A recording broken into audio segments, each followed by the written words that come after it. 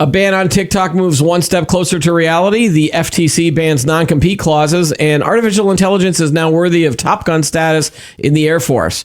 We'll talk about these stories and more on this episode of Today in Tech.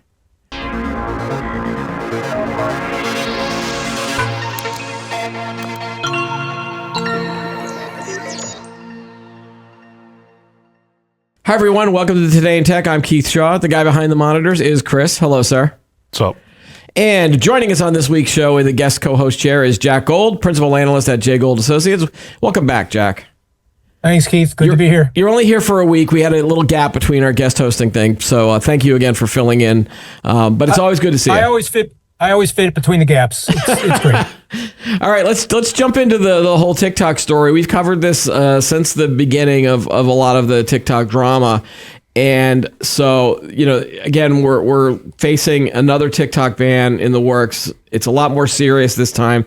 The Senate, which I thought it was going to stall in the Senate, but apparently it didn't. And President Biden signed the bill. So now it gives TikTok, basically ByteDance, the company's Chinese owner, will have up to a year to sell the app. If it can't, then TikTok will be banned in the U.S. There are 17 different steps that are happening here. Including the ability for TikTok to, go the court route and sue. Because in Montana, that's currently held up in Montana banned it as well. And so that's in the federal court system. I'm sure that the Supreme Court will look at it at some point, whether this is a First Amendment free speech issue.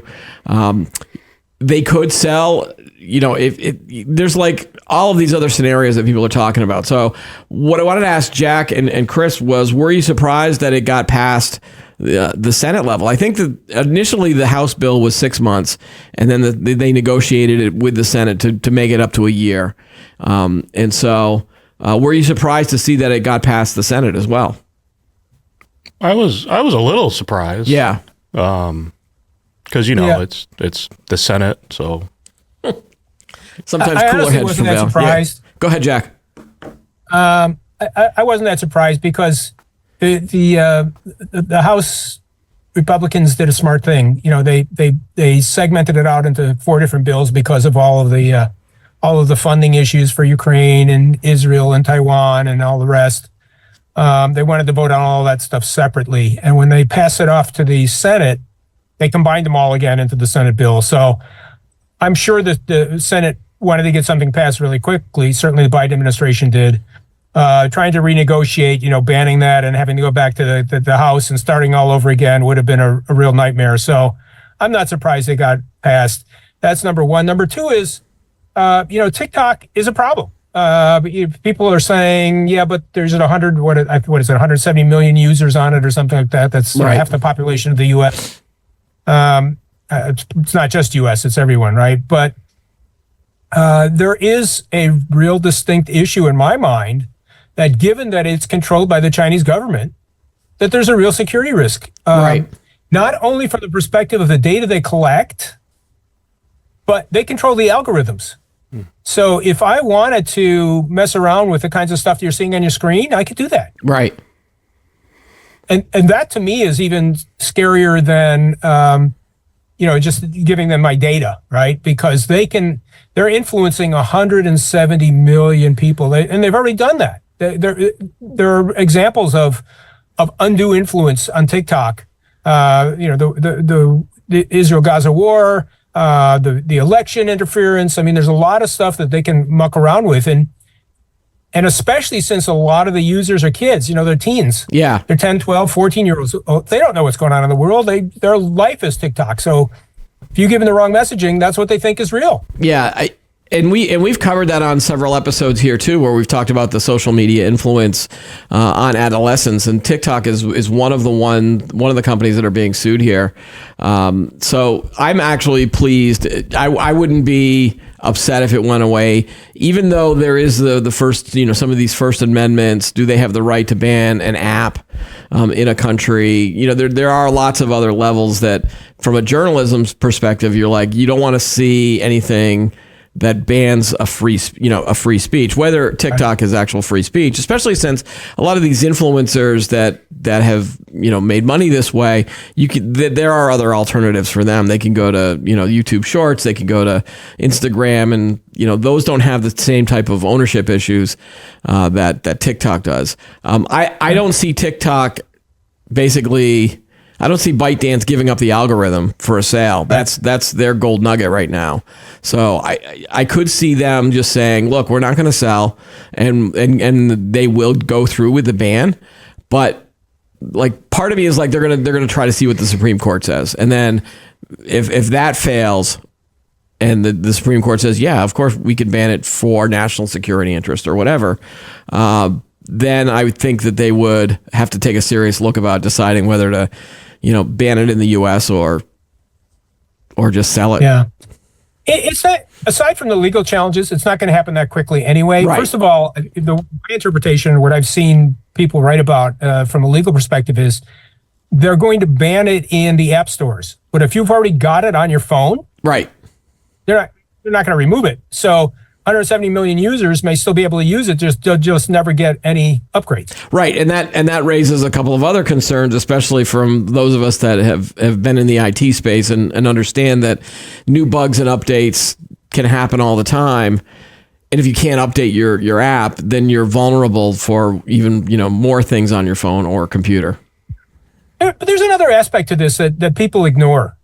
That it's political more than technical, right? But China already bans WhatsApp and other U.S. apps. Right. And no one talks about the fact that China's banning our stuff. All they talk about is free speech for Chinese stuff in America. I mean, Well, that's the difference between, living in America and living in China, right? They don't have free speech over there. Well, the other thing too is, like, I'm pretty sure we can't buy up property in China, but China's buying up property here. I know, but that's supposed to make us a better country, isn't it? Is it though? Well, no, by having these freedoms. I mean, come on. Do we want to turn ourselves into, just do what China does? Then you're opening another whole can of worms. No, but from a trade perspective, we already do that, right? Yeah. China bans, sale of whatever. We ban sale of NVIDIA AI chips to China. By the way, they're getting around it, but that's a different story. And they turn around and say, okay, well, we're not going to buy any, Intel processors or whatever. I mean, that from a trade perspective, that makes a lot of sense, because you don't want a penalty. You don't want all our money flowing out of the country. You want some of it flowing back in. Mm-hmm. Different discussion than, social media and the impact it has on people. But it's not an invalid concern when you talk about the overall scheme of things. Right. But it at the core of the political side of things, it's the national security and the privacy issues, right? Yeah, for sure. Another interesting story that came out was the Wall Street Journal. There was a story about what's the value of TikTok, and again, a lot of it depends on. It could be between 20 billion up to 100 billion if they actually, included a lot of those features like the algorithm. I still think that the algorithm is probably the most important part of it. But yeah, I mean, that's there are a lot of people that are lining up to try to buy it, even though I still don't think that ByteDance is gonna budge here. I think this is another. I agree with you. Yeah. And by the way, how many people can actually put the money together to afford to buy it? If it's really $100 billion, that's not a lot of valuation. It wouldn't be a single person, would it? Or you'd have to have a group. No, probably not. But even so, I mean, they're already talking about Steve Mnuchin, I think, is trying to put together a deal with a bunch of investors. That was in the press. They're talking about maybe some big companies getting together, but there isn't a whole lot of ability for companies on their own to spend $100 billion. Right.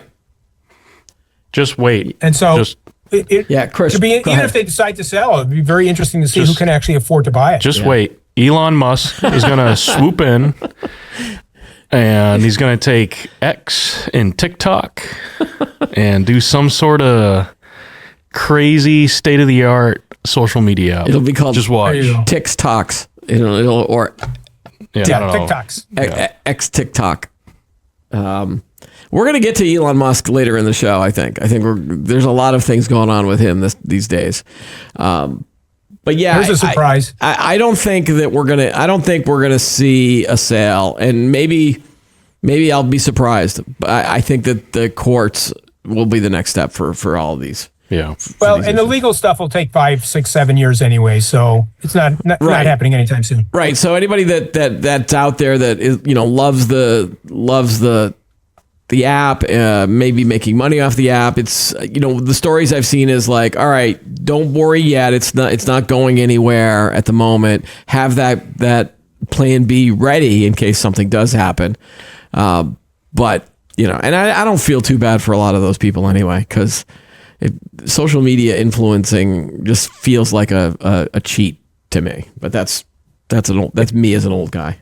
Yeah. And that there are other alternatives out there. Right. All right.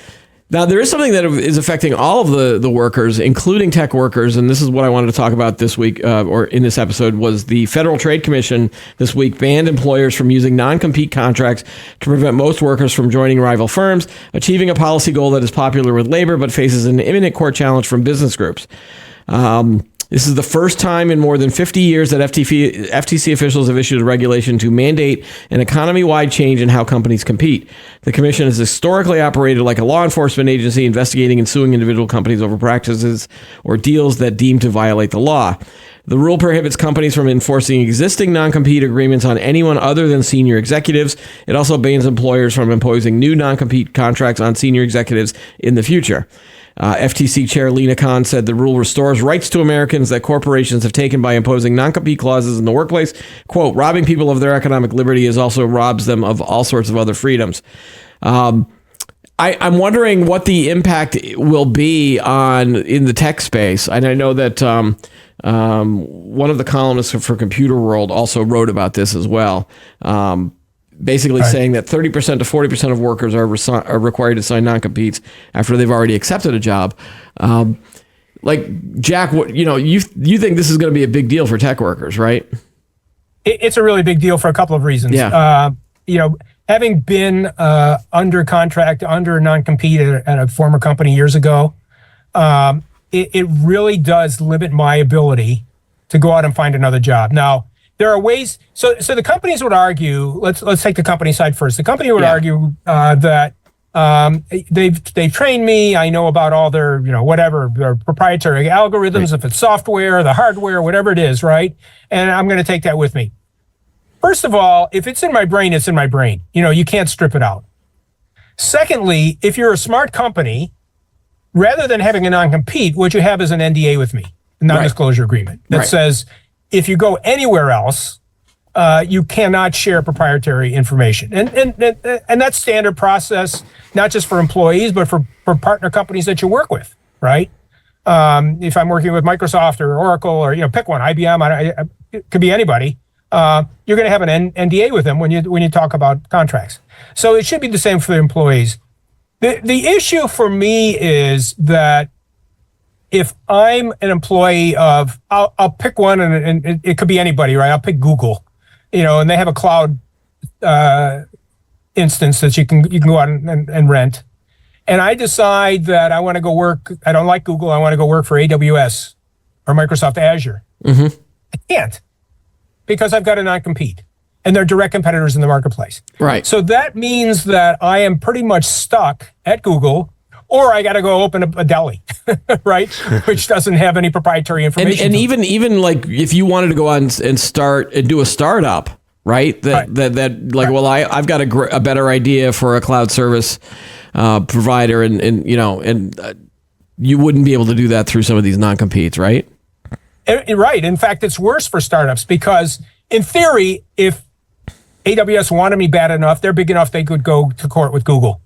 If I go out and get a startup because I got a better idea, and it's in the same space, what VC is going to fund a court battle that's going to take 3, 4, 5 years to play out? Right. Not going to happen. So I'm basically prevented from doing that. So yeah, that's a really good point. It's weird because I've never really run into that because I've usually been kind of the low person on the totem pole. Like I'm a frontline worker for the most part, and the only times I've seen it in the media space, I don't think a lot of media companies wanted to, spend the money to go to court.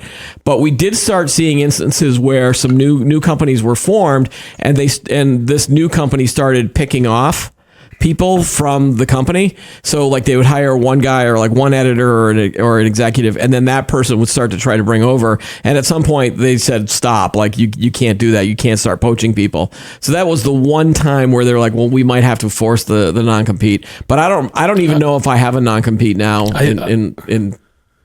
I think it'll just make things more competitive.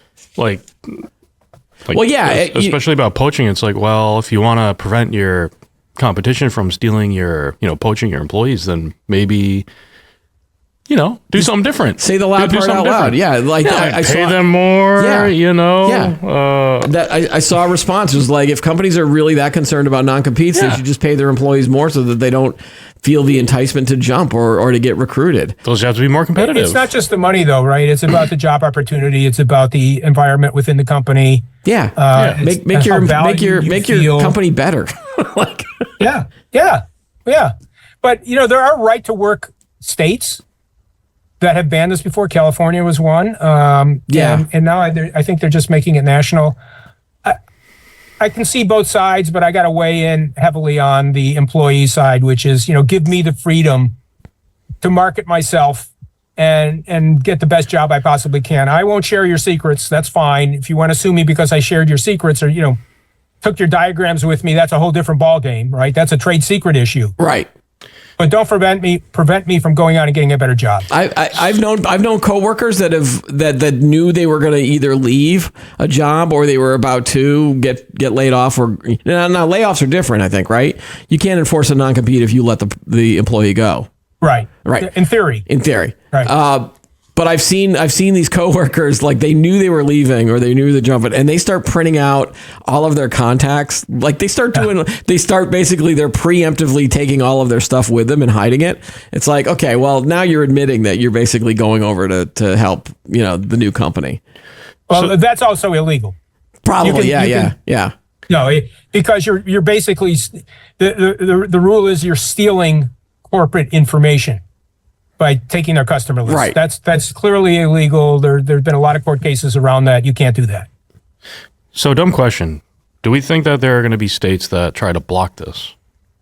States, probably. I don't know. I doubt a state would try. It feels like the people that are going after the ruling at the moment are companies like the U.S. Chamber of Commerce, and they've got a lot of lawyers and they've got a lot of money, and they are defending the rights of businesses to compete. But it doesn't seem like anyone else is in favor of keeping the non-compete.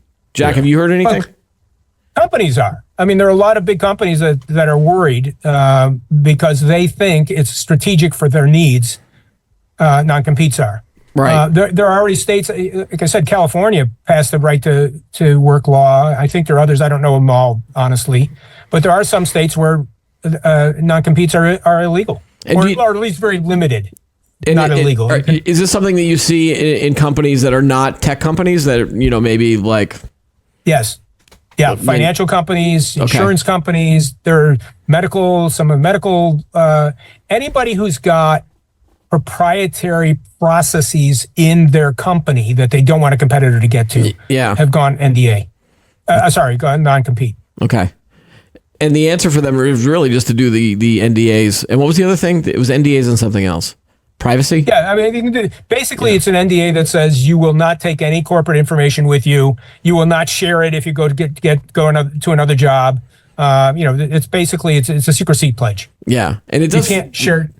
And with all the tech layoffs that have been happening in the last couple of years, it feels like those companies have more to worry about than whether they're going to lose some employees to something where they'd have to enforce a non-compete. That NDAs were the high-end top 10% of employee base.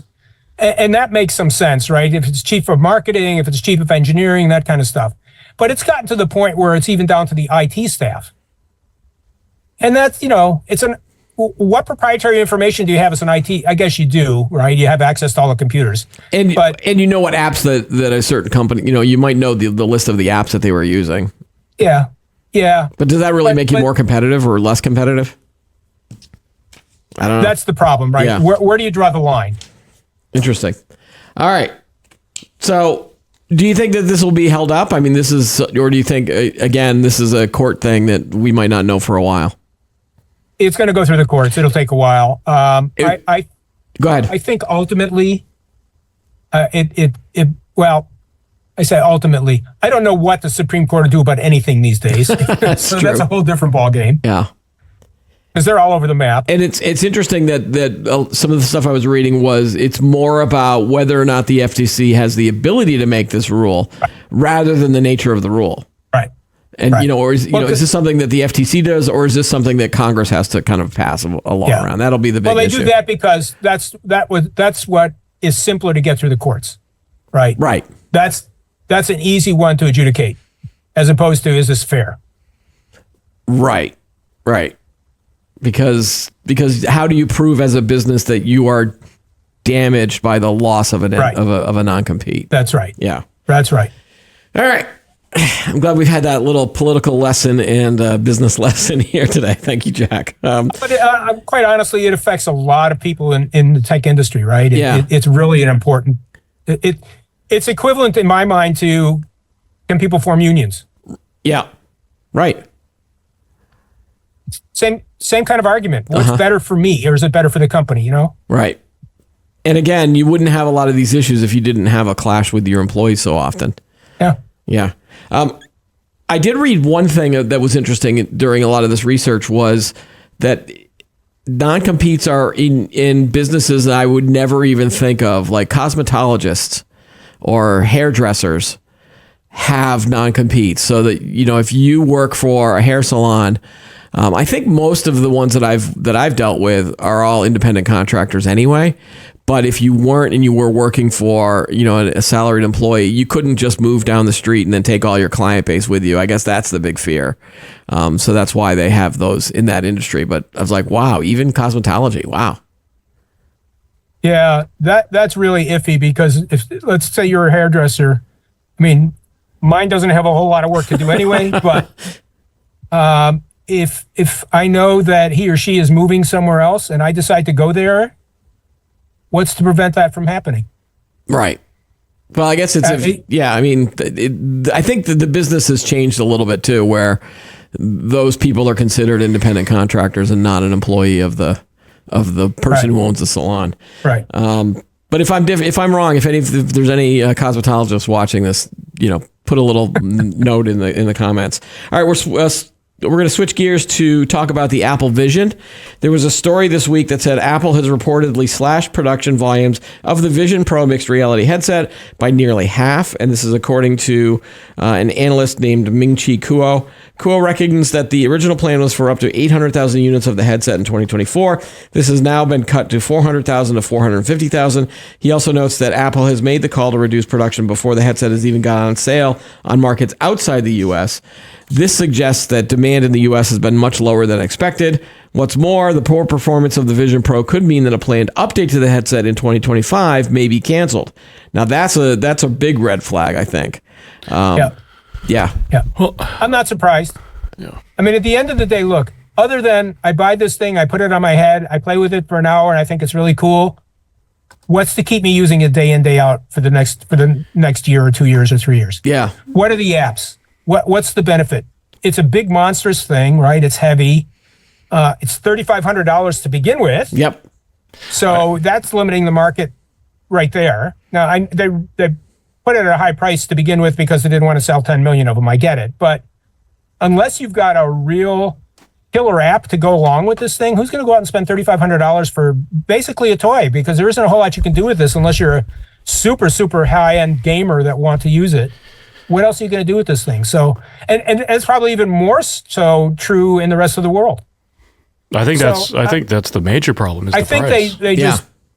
They put this thing out in the marketplace, and it just wasn't well thought out about how do I keep people using it? Because if I buy it, use it for an hour, and throw it in a drawer and never use it again, which, by the way, a lot of Oculus users also did. Yeah, I've done that with my Sony PSVR for the gaming world. I haven't touched that in probably a year or 2 years. Yeah. It's stereo television all over again. And they were trying to they were trying, Apple was trying to make the case that this was going to be used for businesses. You'd be using this at your desk with, you'd be able to control a Mac. You'd have your Mac desktop up there. Then you could have all of this space for all of these different windows. Instead of a dual display, you could have now 7 different displays all in this virtual space. It's like use it for work. It's like we're just using Zoom. I know. That's it. And I think that, when they tried to make that pitch towards the business community was like, you're freaking crazy. Like, this isn't gonna work. I don't even want to pay my employees overtime. I'm not spending $3,500 on a system for each employee. Like, that's just crazy. It's worse than that. Yeah. Are you really going to put that thing on your head for 8 hours a day? No. Right. No. We're already hearing, like, I think I saw a meme sitting there for long periods of time. Of the lady in the promo using the headset, but then she had a neck brace on too because it was hurting her neck so much. Think about it. Just like sitting for long periods of time. Just that alone. Like, now you're going to leave this, screen directly in front of your eyes for, X amount of hours a day. I think that it's really because of the price and also bad timing. If you think about it, especially today, things are tight.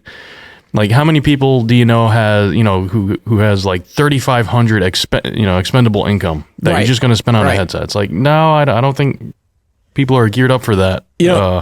So there was also a story that came out from Meta when they were reporting their quarterly earnings this week. The Reality Labs portion of Meta posted a $3.85 billion loss in the first quarter.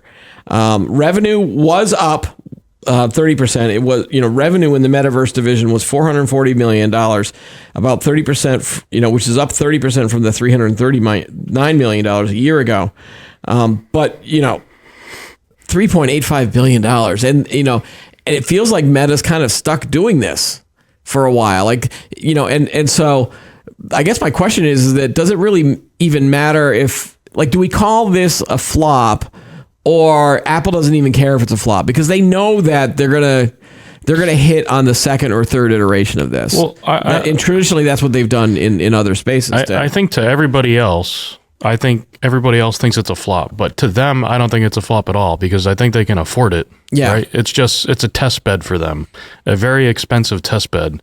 So what they'll do, they'll take this, they'll learn everything that they could from it, and then go back and refine on it. Yeah, we'll make and try it to get it down to like 1,200. Yeah, right, like more than half the price. Oh, yeah, half the cost. Yeah, and I've read a lot of stories that in the space people are looking at glasses as the form factor that would get a lot of people excited. Again, Meta's got these Ray-Ban things that people have tried, but you're right, Jack. It all comes back to that app, that killer app. Is it what's going to make me want to do this?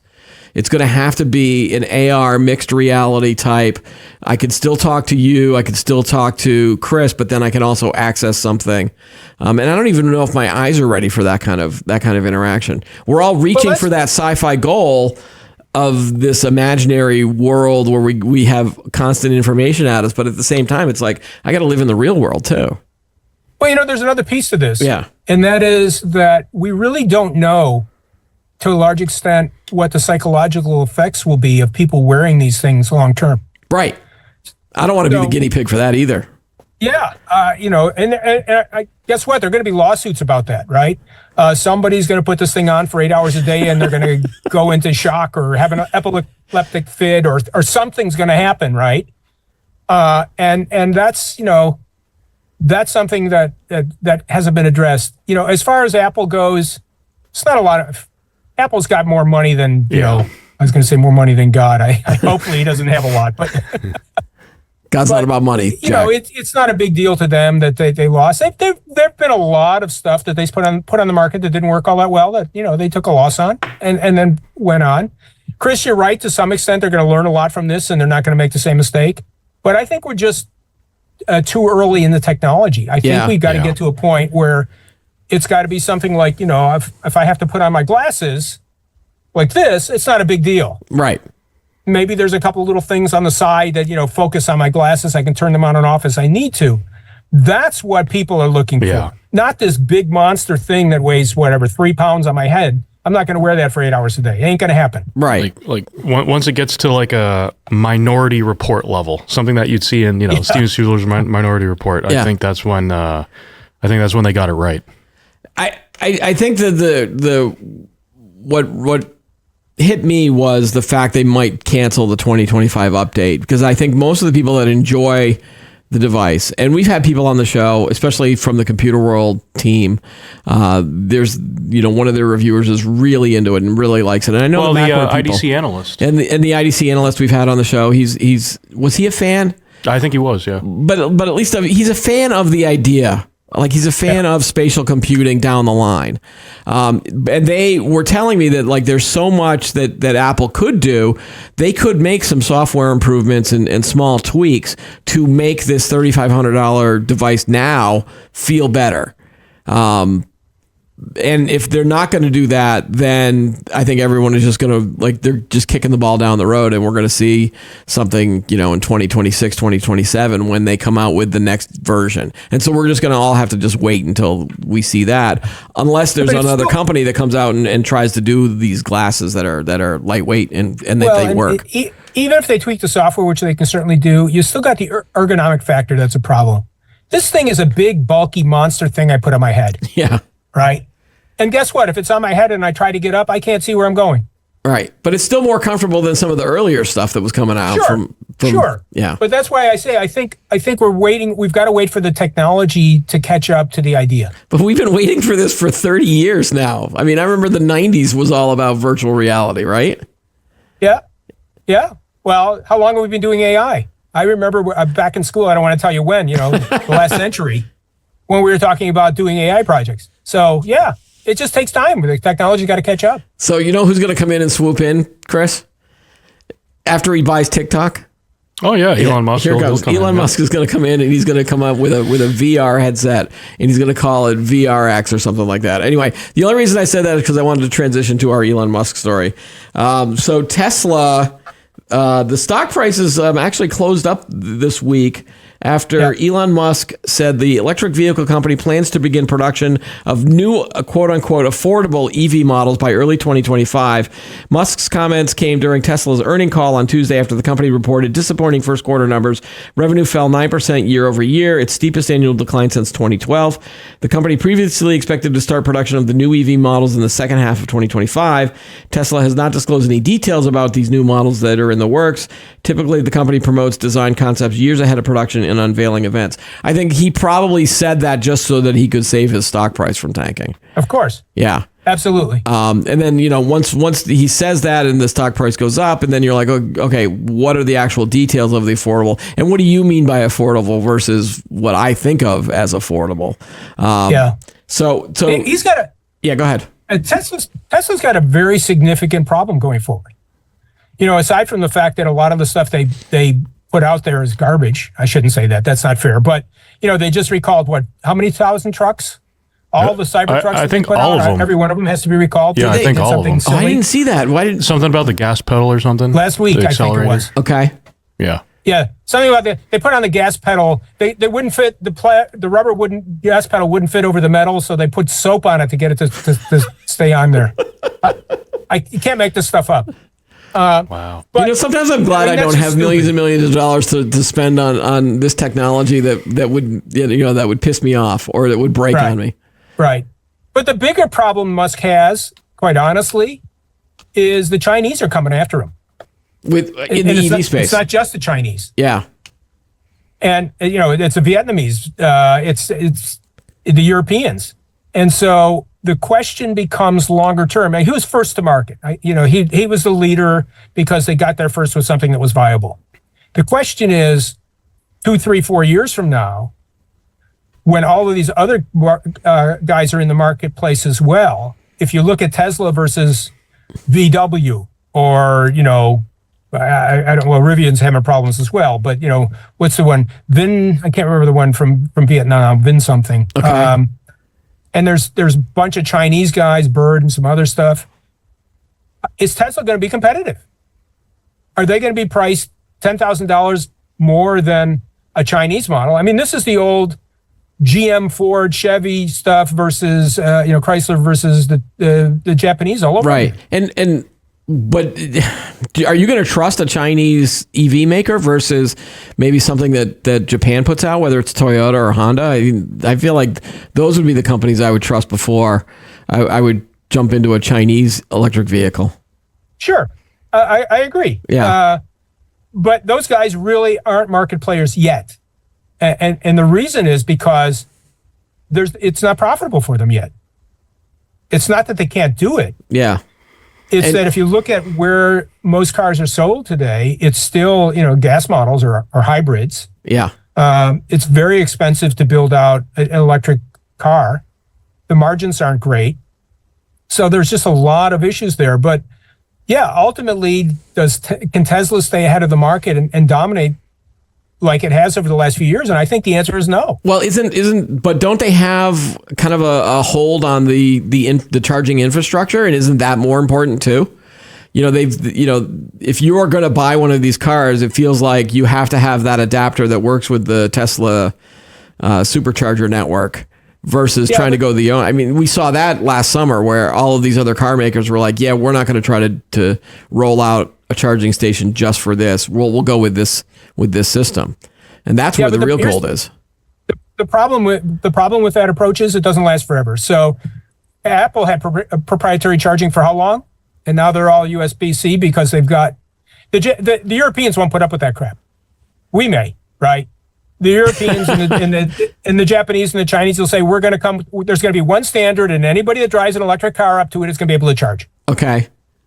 And by the way, we're already seeing that because a lot of the electric car makers are now giving their purchasers adapters. Yeah. Yeah.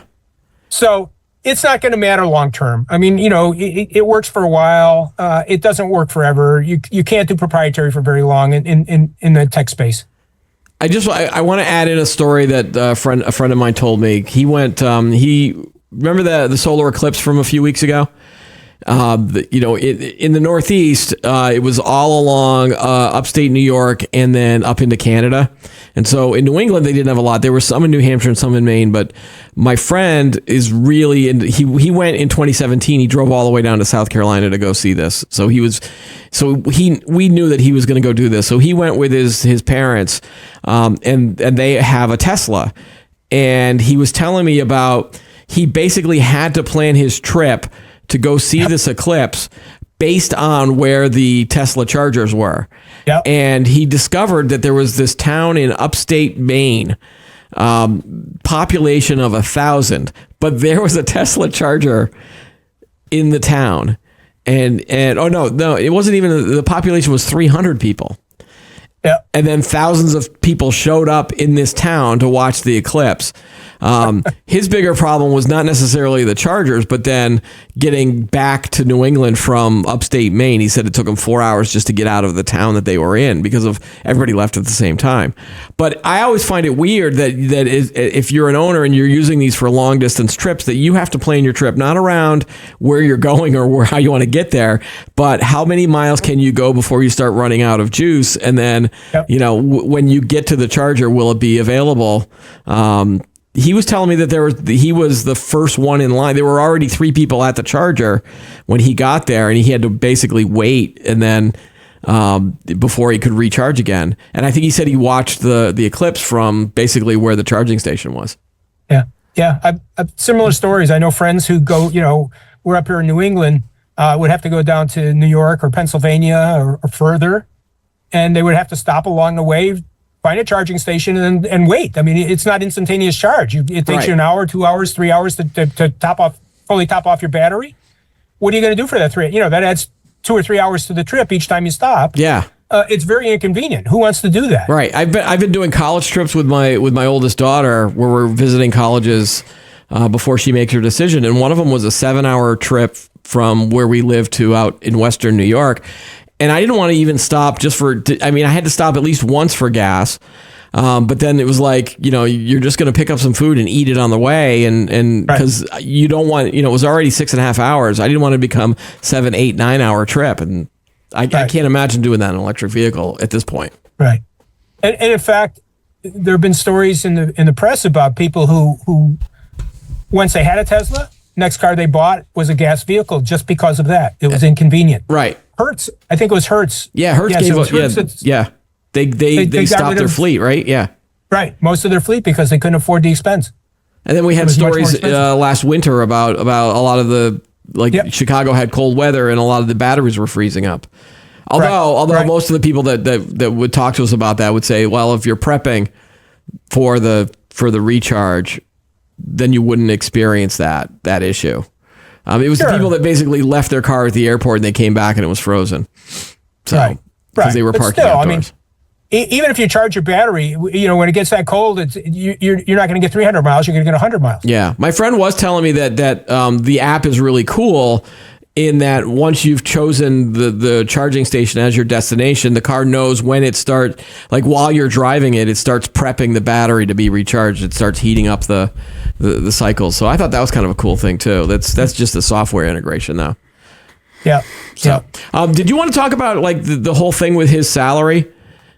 As part of the issue that's going around, is that a dark cloud kind of hanging over a lot of the stuff that Elon Musk doing, or is that just a kind of a side quest type thing? I think it's a sideshow. I Yeah. mean, he wants, I don't even remember what the numbers are. They're so astronomical. I 56 can't billion keep or track, something like right? that.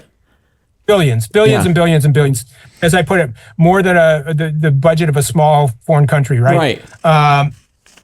And people are suing him because they're saying, look, you're getting all this money. What are we getting in return from the stock market? Right. From Tesla, and not just Tesla, X, and all the other stuff he's doing, the solar project, the brain implant chip that he's building. I mean, there's a lot of stuff. But there is some SpaceX. success. There's some success coming out of these companies that he's doing, right?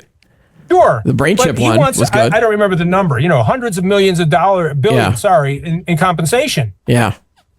For what? Right? I mean, I'm a stockholder. You're supposed to give me the money, not you. So is that going to distract him though, or is he just be like, I don't care about that? We'll see. I mean, Yeah. some people say, who cares? Some other, but the financial guys in the world, that buy Tesla stock, those are the guys that are saying, wait a minute, right? I'm staking my reputation on getting my customers to buy your stock, and you want, $300 billion in compensation? No, Right. ain't gonna happen. Okay. All right, I want to switch gears for our final story. This is the one that came out about the U.S. Air Force confirmed that it had its first successful AI dogfight. The U.S. Air Force is putting AI in the pilot seat. In an update on Thursday, the Defense Advanced Research Projects Agency, or DARPA, revealed that an AI-controlled jet successfully faced a human pilot during an in-air dogfight test carried out last year. DARPA began experimenting with AI in December of 2022 as part of its Air Combat Evolution program. It worked to develop an AI system capable of autonomously flying a fighter jet while also adhering to the Air Force's safety protocols.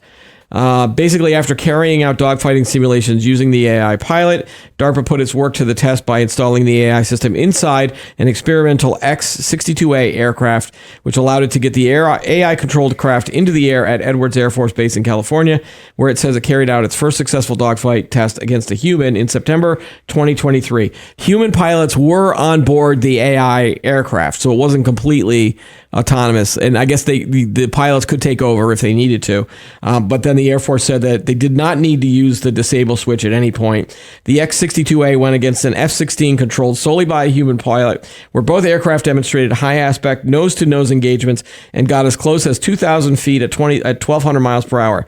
The funniest part of this whole story is that DARPA doesn't say which aircraft won the dogfight. However, all of the commenters that I'm seeing are like, yeah, the AI won the dogfight.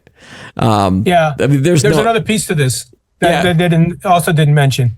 Okay, what is that? In the modern age, there are no air-to-air dogfights anymore.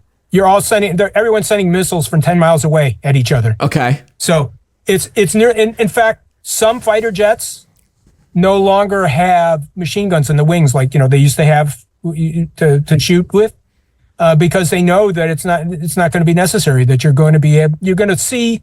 You can see planes coming for 40, 50, 60 miles away. And you got missiles under your wings. That's what you're going to use. It's not going to be a dogfight. So I guess they learned something by this, but I don't know what.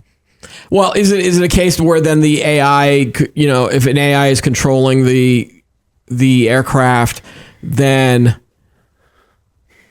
it could escape if a missile's coming after it? Maybe. Depends on the missile, right? I mean, missiles are pretty smart and they fly pretty fast. It's hard. There are systems to defeat missiles for sure. I don't know that AI would do it. What AI would be really good at, in my opinion, is in backing up the pilots and saying, okay, you're making a mistake. It's probably going to be deadly. Don't do that. Okay. Turn right instead of left, or right. Slow down or speed up or whatever. That's, I think, where the real benefit is going to be longer term. The other piece of it is going to be in autonomous vehicles, because they're going to be attacked as well. Right now, autonomous vehicles are run remotely, right? There's no reason you have to do that. In fact, there's some benefit to not doing that. If you can have AI on board that's reliable, when you run an autonomous vehicle, there's a radio signal going back and forth from that vehicle. Right. That can be tracked. Right. You're not in stealth mode when you're doing that. Right. If you're running everything locally on board, there's no radio signal going out. I mean, you're still receiving stuff, right? You're still getting GPS signals and maybe commands from Command Central or whatever. But now you're real stealth mode because there's no signals. It's radio silence. Remember radio silence mode and all the movies we saw? Right. That's why they did it. Yeah, I just think that so you don't really feel like this is a big story, or is this a big, or are you just thinking that the Air Force is probably not going to actually deploy these things? No, I think it's a big story in the sense that it shows what AI can do. Yeah. I don't think it's a big story in the sense that we're going to be replacing our pilots all of a sudden with AI for nose-to-nose combat. That's kind of what I was getting at. It was really more of a demonstration project. It'll be used in other places for sure. I think probably already is. I think it'll be used as a plot device in Top Gun 3. There you go. Whenever, or the movies thing, because I mean, AI has already been made out to be the villain in so many other of these different movies, whether it's the Mission Impossible one or James Bond, those types of things. So Maverick is going to have to outduel the AI plane from the evil country or another rival at some point. What really would have been cool is if they had a demonstration of AI, 2 planes piloted by AI to see which one. Right. Maybe that's the next step. And yeah, I mean, I think that the other bigger concern is, like you said, with the ability to disrupt the aircraft via radio signal, that should be a bigger concern rather than whether the AI is smart enough to win in a dogfight. So. Yeah. I'm still very, very hesitant on the use of autonomy and robots and things like that in the military, because we covered this probably 10 years ago when we went down I was working with Computer World, and we went down to Georgia to see a demonstration of machine guns on top of robots, and these were mobile robots. These were not like a Terminator skeleton type, humanoid robot, but rather it was a mobile ground robot, and they attached and the accuracy of those machine guns were pretty impressive. Like we were at a shooting range, and it may have missed the first couple, but then every one after that, it was just hitting like target after target after target. So that's, and that was 10 years ago. I can only imagine how much better that is now. But they all said, the Army said back then, and I'm sure they're still saying it now, is that the decision about whether to fire upon another human target will always be made by a human and will not be made. Like they're not going to let AI make the decision about firing. It's always going to still be up to a human somewhere in the loop. And I guess that they say that to make me feel better at this point, but we'll see how long that lasts. Yeah. All right, Jack, any final thoughts? No, I think it's been a very interesting, I mean, we finished with AI. Of course, everyone's talking about AI. I think it's been a very interesting world we live in for AI, because everyone's looking at the high-end stuff. No one seems to be looking at where we're really going to deploy AI workloads long term, which is going to be at the personal level or at the edge level, localized level. Yeah, that's I'm estimating that's going to be 75 to 85% of workloads if you look out 3 or 4 years from now. And so when you really need to think about the story we just talked about, right? The pilot replacement with AI. Or the machine gun or the autonomous car. We're a long way from an autonomous car yet. Well, it's going to get there, and that's where a lot of the AI is going to trickle down to. So if we're only concentrating at the high-end stuff, the large language models, the ChatGPT, I think we're missing a whole big picture of where AI is going to end up longer term. Right. Okay. All right. Well, we'll keep our eye on that as well. Jack, again, thanks for joining us on the show this week. Good stuff. My pleasure. All right, and that's all the time we have for today's episode. Be sure to like the video, subscribe to the channel, add any thoughts that you have below. Join us every week for new episodes of Today in Tech. I'm Keith Shaw. Thanks for watching.